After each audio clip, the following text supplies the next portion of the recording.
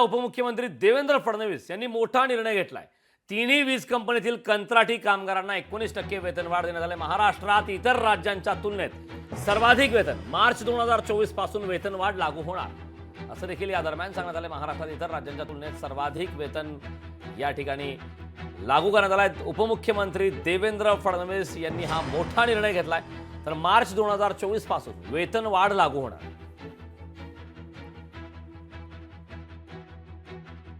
महाराष्ट्र शासनाने आमचे हे सर्व मुद्दे पूर्ण केले आणि उपोषणकर्त्यांना कामगारांना हा आंदोलन आम्ही मागे घेतलं आणि मागे पूर्ण या ठिकाणी सिटीपीचे कामगार या ठिकाणी पूर्ण आले आणि खरंच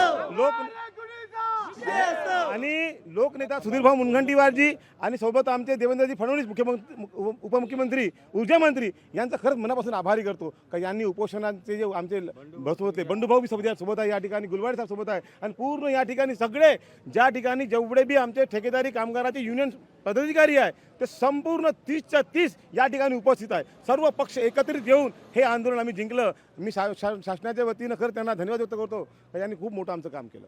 या कंत्राटी कामगार बंधू भगिनींना माननीय उपमुख्यमंत्री महोदय देवेंद्रजींनी त्यांच्या मागण्या पूर्ण करत, सकारात्मक प्रतिसाद देत, अनुकूलता व्यक्त करत बेसिकमध्ये 19% वाढ दिली आहे। या कंत्राटी कामगार बंधू भगिनींना माननीय उपमुख्यमंत्री महोदय देवेंद्रजींनी त्यांच्या मागण्या पूर्ण करत, सकारात्मक प्रतिसाद देत, अनुकूलता व्यक्त करत बेसिकमध्ये 19% वाढ दिली आहे।